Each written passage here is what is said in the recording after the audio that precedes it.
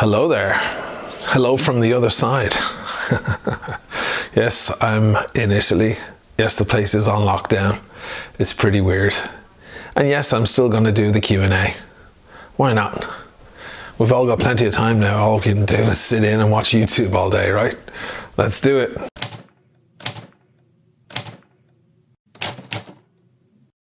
Welcome back to the Timeless Watch channel, guys. Right, well, before I get to the questions, I better get a few things out of the way. Before anything, let's stick with the watches for a second, keep it light.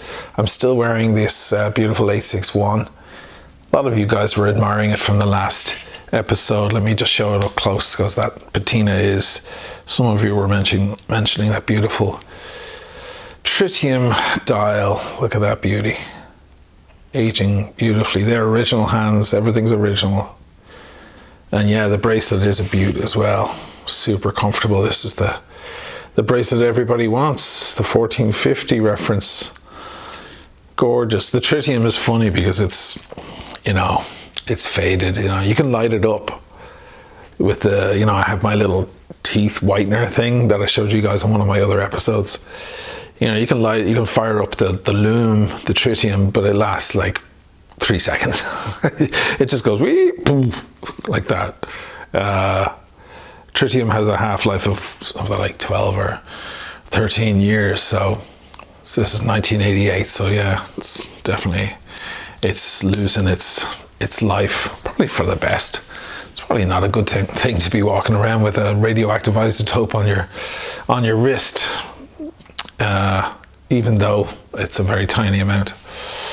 So yes, this is questions and answers, but I want to, well, first of all, I'm going to answer probably 40-50% of your questions with one fell swoop and just put them all into the same bracket and tell you guys about what's going on here in Italy with COVID-19, the novel virus.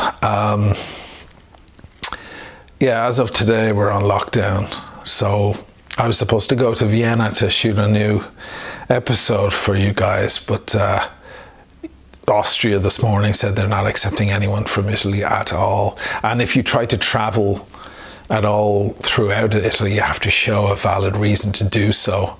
You can't be just going shopping or whatever. They've even, Giuseppe Conte has said you'll even get fined and possible prison time if you're found to be just wandering around the country.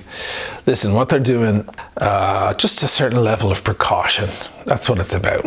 You know, the fatalities so far from COVID-19 have mainly been old people, sick people, people with respiratory issues. What we have to do, the reason why we're doing the lockdown is because we're being responsible to others. You know, it's a little bit like drunk driving. It's not about what you might do to yourself. Well, it is, but it's what you might do to others. You know, I was going to say I'm young and healthy. I'm relatively young and healthy. And if I get the virus, I'll survive it most likely. It's a 98% chance I'll be fine. I'll just have a bad cough and go into the hospital and they'll take care of me. People are recovering. They're leaving a hospital, but of course those cases aren't being reported as much as the bad cases. So really the problem with this stuff is it's an exponential growth. As I said to you guys in one of the other videos when I discussed the coronavirus and in detail a bit more, it has a very high R0 number. So the R0 number refers to how easy it spreads from one person to another. So AIDS, for example, has an R0 number of 1 or even less than 1. So it can spread, but won't always spread, and it's 1 to 1 each time. The R0 of this particular virus of COVID-19 is 3. So, you know, 1 to 3 to 9 to 27 and so on and so forth. That's exponential growth, which means by the time you take any action, it may already be too late. One of the that old IQ test about the water lily comes to mind. You know, the water lily that's growing in the lake, and if it doubles its size every day, yeah, and in 60 days it's completely covered the entire of the lake. What size was it at 59 days? It was half the lake. So that's kind of how it goes. These things, by the time you realize there's a problem, each move that's made from then gets larger. So that's the problem with exponential growth. You have to catch it ahead of time. And that's what Giuseppe Conti has said today. He's like, we have to do it now, even though these seem like perhaps drastic measures. We have to get ahead of the issue. If we get ahead of it, then we can contain it. If we, make the minimum of effort, it will get ahead of us. So that's basically what the situation is. That is that. So I'm going to move ahead with questions and answers.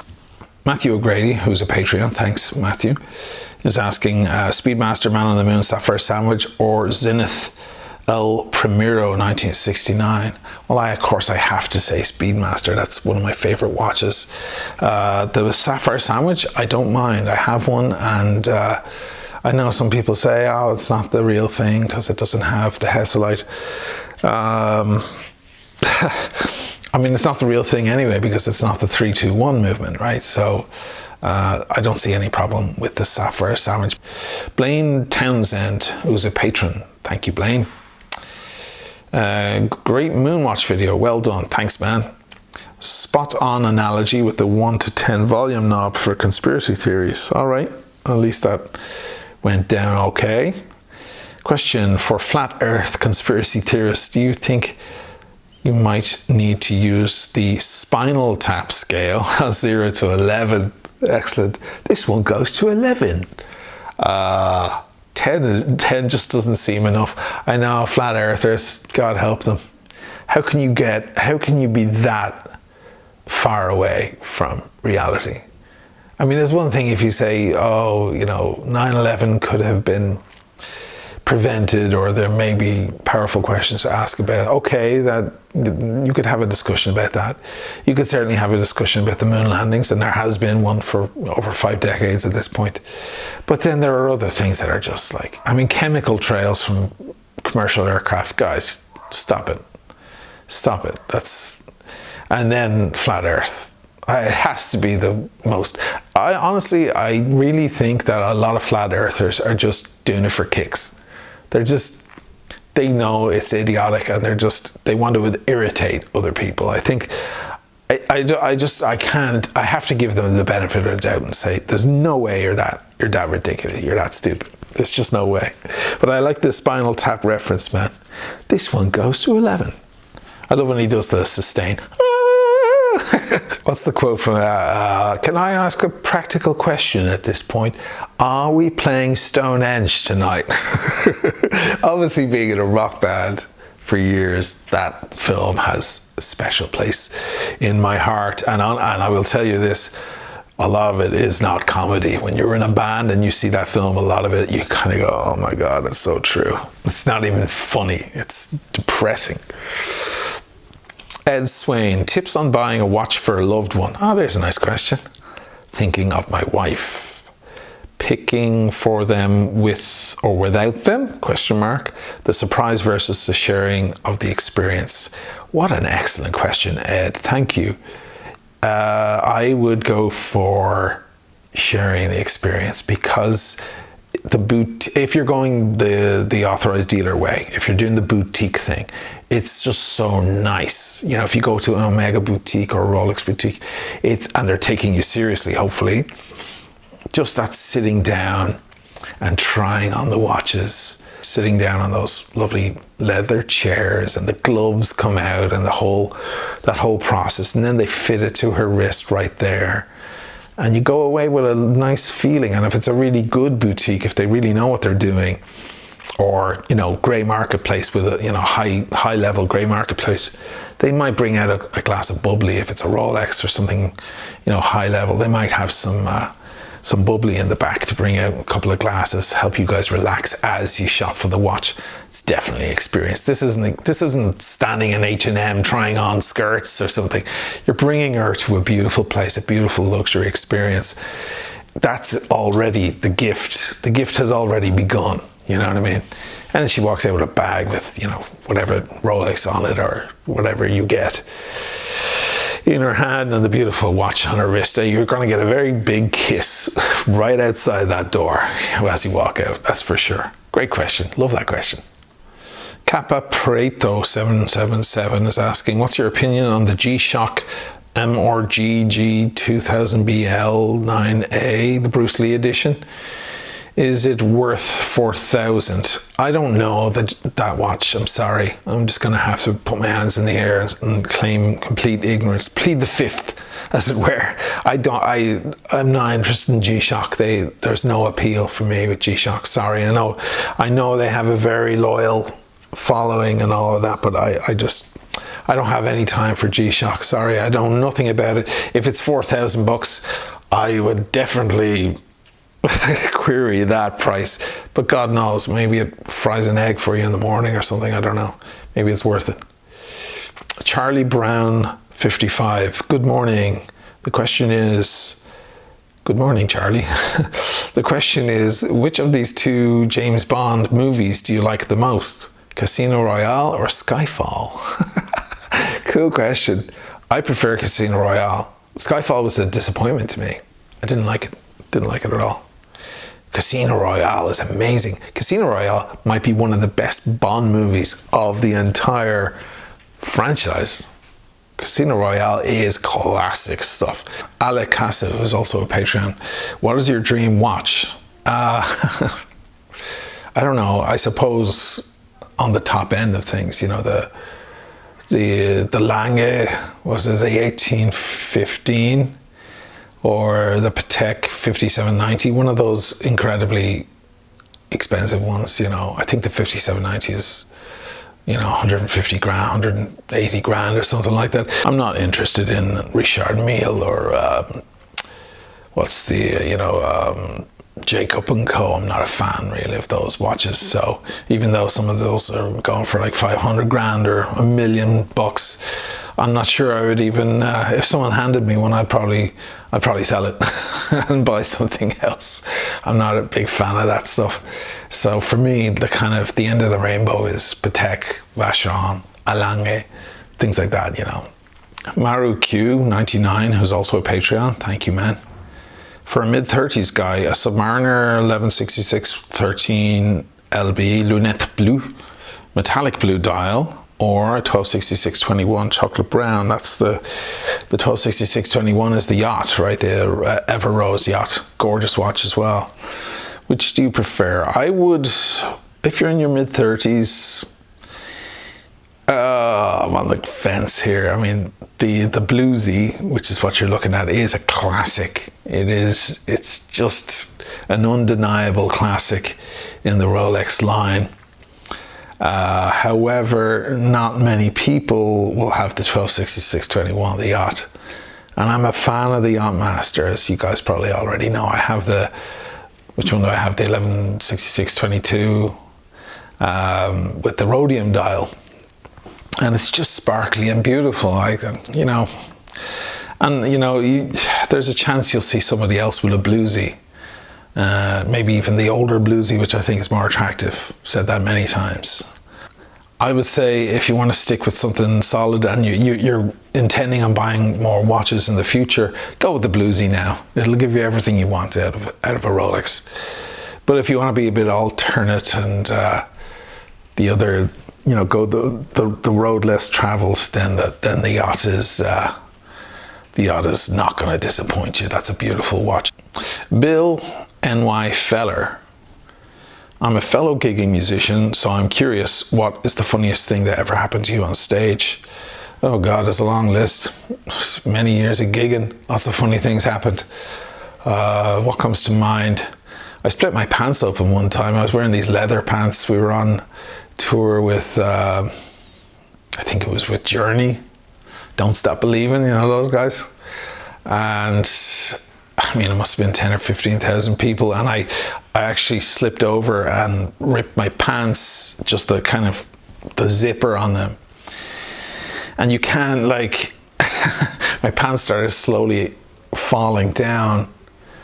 So you know, you can't exactly pull them up, hoist them up like this, like a trucker or something, like a bricklayer in front of all these people. Everyone's going to see that gesture. So I think my bass got lower and lower during the gig. I just kept pushing it down until I could eventually kind of slip off stage and go, okay, get these pants off me. I pulled my kneecap out one time, actually, in Summerfest in Milwaukee. I was stepping back and there was a microphone input box thing that shouldn't have been there. It was right behind me and my heel caught it. And I flipped and went down on my back. And just the way I kind of turned, it turned the leg kind of odd and the kneecap came out.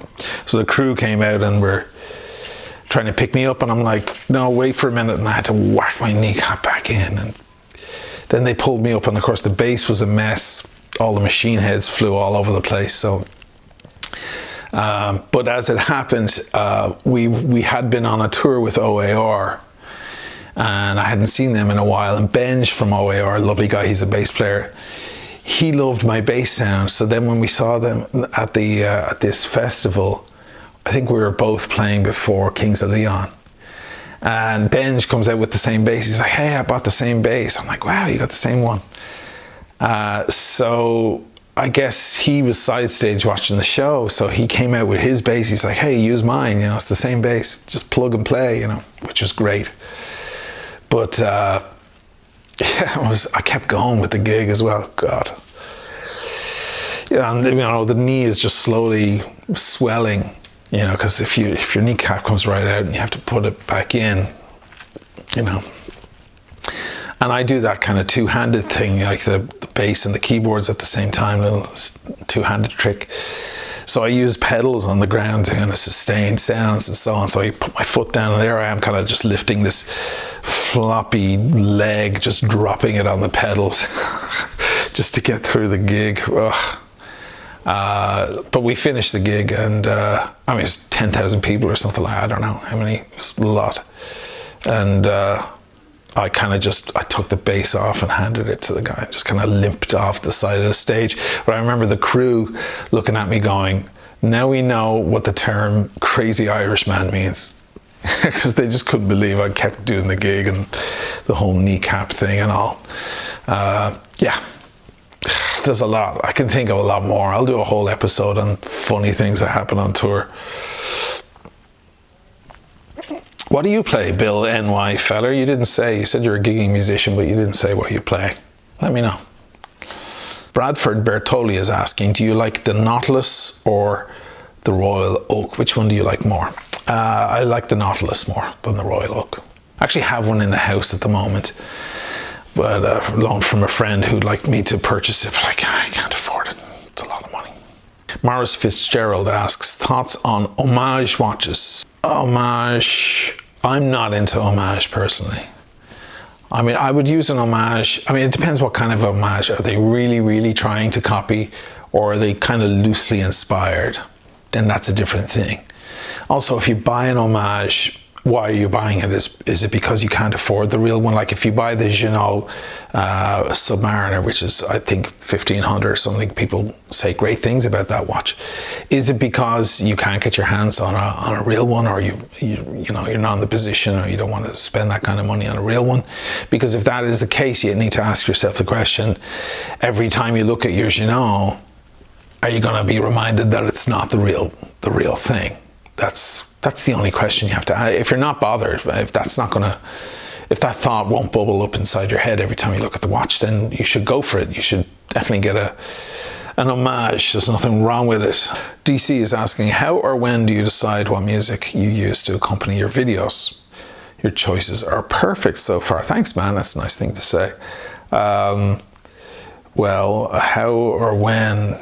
Well, usually after I shoot the city. I usually go to whatever city and spend 3, 4, 5 days there doing all the shooting, and on my way back then kind of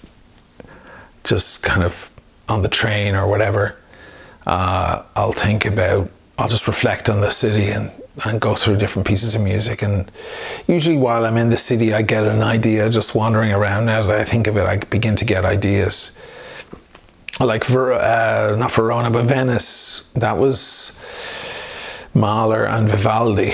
Mahler I chose because of Death in Venice, the old movie, where they use that same piece of music. So ever since I saw that movie years ago, that music, the Adagietto by Gustav Mahler, always kind of stuck in my head with Venice. Especially those evenings. The evening time in Venice is super magical. It looks like a painting every way.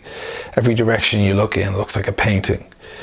And I used Vivaldi then. It was like the what was it? The Concerto for 4 violins. Because Vivaldi he's Venetian. He was a Venetian composer. So I figured that was apt to use him, and also gave a nice allegro energy for the whole, for walking around the town. But I couldn't just only use Vivaldi or any of the other Venetian composers, because they have a very kind of austere, proper sound to them. And I wanted something a bit more lush and a bit more dreamy and things like that. So I used the Mahler, but Mahler has nothing to do with Venice other than the Death in Venice movie. Mahler is Austro-German, so there's no relation there. It just really works when you listen to that music and look at those images with, for example, Siena. I used Stravinsky. Igor Stravinsky is Russian and defected to the United States, but he, so he has no relationship at all to Siena. But there's the fanfare effect of some of the Stravinsky stuff. Has that kind of large fanfare feel. There's something victorious about that Firebird suite that I thought really worked. And I used the Petrushka as well. I don't know, I'm trying to stick it to, keep to, I know I used Mahler and Vivaldi in Venice, but now I'm trying to see if I can stick to one composer using different pieces. So for example, with Verona, it was all Debussy. Claude Debussy. So I used La Mer and I used L'Après-midi de Faune. And I like the idea now sticking with one composer. Now Debussy is of course French and he has nothing to do with Verona, but I wanted something that had a little bit of the mystery, a little bit of the love theme in there, and also a little bit of tragedy as well, just to kind of mix all of that in. So I think it worked. As far as the choices being, as you say, perfect, that's a nice thing to say, but it's only because now you know them, It's like your mother's name is the perfect name for her. If your mother called you one day and said, I don't like my name anymore, I'm changing it. I don't like Anne, I want to be Margaret now. You'd be like, no, you're my mom, your name is Anne, because it's in there, and it's, when you look at her, you think of Anne, you know what I mean, or whatever her name is. You can't really imagine it to be anything else. So the music works because it's a complete package. You just put it together. You have to just gel it together. You have to glue the parts together properly. Had I chosen a different piece of music, I would glue the parts differently to suit that music. And then that would seem perfect to you, So it's just hard work. It's no stroke of genius or anything like that. Nothing of the sort. It's just hard work. As Woody Allen once said, art is 10% inspiration and 90% perspiration. Watch Tom's Travel is asking, will the Tudor Black Bay Harrods edition be a future classic and gain price increases? Thanks from, looks like a Belgian flag. Yes, I think so, yeah. Isn't the Black Bay Harrods already kind of a classic? People go crazy about that watch. I mean, there's a wait list for that watch. Yeah, I like the Harrods thing too, because it reminds me of the Tiffany Rolex too. It's kind of nice. Eventually they'll stop selling them and then they'll be even more collectible. Yes, I think it's a future classic, yes, if not already a classic. Golf Grouch. Interesting name. Does that mean you're a grouchy golfer? Are you like the guy in, what's that film, Falling Down? That old grouchy golfer is like, 4, 4, and he shoots the ball at Michael Douglas. Michael Douglas pulls out the shotgun and goes 5. That's a great bit. Golf Grouch, what do you want to know? What are your other hobbies and interests? Oh my God, too many. I'd have to make a whole episode on it.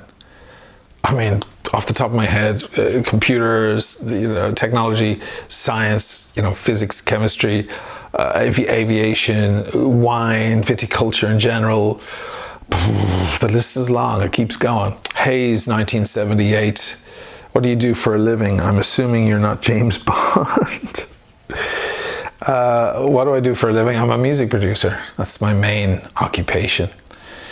But I have a computer store in New York, online computer store really, based out of New York. But yeah, mainly a music producer, man. I was in a rock band for years and years. And now I help other bands and musicians sound as good as my band did, basically. J Bizzle 711, what are your thoughts on metal bracelets versus rubber straps? I'm looking at an Omega Seamaster 300 and I've always preferred the metal bracelet, but rubber straps have been looking cool on several brands. Please, if you get the Omega Speedmaster 300, get it on a bracelet, please. There isn't much difference in the price. I was looking at this, I had the blue one, which I sold because I love my old one. I did a whole video on it. Go back through my videos, I compare the two. It's still good, it's a really good watch, the new one, the 2018 one. But yeah, when I was in the boutique looking at it, there was only $100 difference between the bracelet and the rubber. Get the bracelet. If there's only $100, I think there's a bigger gap now because the prices of those models have actually gone up, the retail price. So even if it's $200, it's still worth it. Get the real bracelet, because you can always buy another rubber strap. If you like the rubber strap, you can take the bracelet off immediately. You can even have them do it there in the boutique if you want. Just take it off and put it in a baggie and keep it in good condition. You'll sell that thing for like $700 on eBay if you want. Make a lot of your money back on the purchase. And then go get yourself a rubber B or something. Every bit as good as the original Omega rubber bracelet. Don't make that mistake, man. It's a really weird thing that the bracelet and the rubber versions are so similar in price. Just don't make that mistake. Watch Companion. Why did you start a YouTube channel for watches? Do you ever have any concerns of being recognized in public since you've been on YouTube? It's actually happened already with the channel a few times. It's not super weird for me because of course I was in a band for years, and though we weren't mega famous, it's happened, a few times in New York. You get a tap on your shoulder in Starbucks or something like that, And certainly if you're at an event, and there are other artists there and musicians and so on, people see you and they like your band or whatever, they want to shake your hand. It's not unusual, and it's not something I'm completely unfamiliar with. I don't think there's much concern. It's a watch channel. Maybe if I'm around watch people, if I go to the London Watch Show to see Paul, I'm sure people there will see me because they've probably watched the channel. But it's not like I'm going to be on TMZ or anything like that. Why did you start a YouTube channel for watches? Well, that's an interesting one. I finished a big project last year, a big music project that had occupied a lot of my time. And then I found myself with very little to do. That's kind of what happens, you pour your heart into this big project, and it's complicated and it's long, and then all of a sudden you deliver and then it's done. And the watch thing was, I was getting super passionate about the collection and stuff, and I was also a fan of the other channels. I would watch all the other channels. I do remember actually my ex-girlfriend saying to me, the way you talk about these watches, you should probably do it, speak to a camera and record it and make your own channel, because you've a lot to get off your chest about these things. So yeah, I figured I'd give it a stab. I hope you're happy I did. David S 4791. What do you think about Cartier? I love them. I love Cartier. And now that the whole dress watch thing has kind of come up on my radar recently, like I've got to get myself a nice one. I might shy away from Jaeger LeCoultre. I might go with a Cartier. I'm very impressed by Cartier because Cartier they're not playing into this whole big juggernaut watch kind of nonsense. They don't do any of that. They keep it elegant. Some of their watches could be worn by a man or a woman, and I'm impressed by that. I was recently in, actually it was about a year ago, I was in Harry's Bar in Venice, very famous. I don't recommend it, it's a horrible tourist trap. There are way better places in Venice. If you want to know them, hit me with an email. I'll give you all the best places to go in Venice that only the Venetians go to. But if you're a tourist, you will most likely wind up in Harry's Bar, because they have a famous Bellini there. So I guess I wanted a Bellini. I think I paid like $25 for a total ripoff. But I was in there and there were like 6 or 8 gentlemen sitting at a table having dinner. And they were very distinguished gentlemen in the late 50s, early 60s. They all looked like maybe they were doctors or lawyers or something like that. And there must have been 4 or 5 Cartiers at the table. It's just elegant. It shows a lot of stature when a man can wear a watch that he could also give to his wife to wear for the evening. That's a man who doesn't have to prove anything. Also, if you're looking at a kind of a tanned looking distinguished man in a beautiful suit wearing a Cartier, that's money. Now you're looking at real money. That's a guy who, that's a whole other level right there. There's just this beautiful ultra luxury jewelry vibe to Cartier. And I've been looking at those new, the Drive series. Gorgeous. There's a moon phase one in rose gold that is just breathtaking. They also keep things on the slimmer side quite often, which impresses me. I like, if I can, I err on the side of slim and elegant, and that's the kind of thing I go for. So Cartier, I might do Cartier instead of Jaeger LeCoultre. So we'll see. Catastrophic ID. Do you drink whiskey? Well, you spelt whiskey without the E, so I don't drink that whiskey. No, I drink the whiskey with an E. I spell it the Irish way. Yes, I do. And if so, what are your preferences? The recommendations with Irish, if you have the wallet, get Middleton. It's wonderful. Redbreast 12-year-old Redbreast, magnificent. Or the 21 if you've got a bit more money. Avoid the 15, it's kind of odd. It's neither fish nor meat. It's between, it's a little strange. The 12 is rock solid and the 21 is life-changing experience. Then there's Green Spot. And if you want to keep things kind of, much more affordable, but you want a solid Irish whiskey, Crested 10, it's a beautiful thing. Over in the Scotch world, I'm not a Macallan fan. I know there are a lot of big Macallan guys out there. I go more for, I either do super kind of Highland blend, so like the Johnny Walker, high-end Johnny Walkers, which are perfectly fine. They get a big beating from purists, but I think that's not necessary. Or I go for the single malts, by the sea stuff, the sea spray kind of things, the Taliskers and things like that, K-Lila, brands like that. So they have a lot of sea spray effect. Of course, they have the smokiness. Yuri Boy 27, Explorer 1 or no date Submariner as a first Rolex? This is interesting because somebody was asking me just that. They were on the fence. I think it was somebody in Quebec was just asking me on Instagram because they were in that pickle. They didn't know which one to go for. I was like, if you have a no date Submariner in front of you and an authorized dealer, get it. Like, even if you don't like it, buy it. He was on the fence between it and the Explorer because he was saying the Explorer was kind of a quieter design, more elegant, which it is. But I was like, can you afford both? Because if they're giving you both, buy them both. Then you can sell the Sub and make a profit and get some of your money back for the Explorer. Like, just don't pass up a Sub from the AD. Just don't do that. The Explorer 1, you can get it. You'll find another one. It's not a watch that goes for over retail. It goes for around retail or a little under on the grey market. Great watch, and they're not all over the place. So sure, if that's the only watch you're interested in, you get one, go for it. But if it's between a no date and an Explorer at retail, please get the Sub. Anyway, that's it, guys. I went on extra long this time, but I figured we all have that time on our hands at the moment, especially here in Italy. No one's allowed to leave their house pretty much.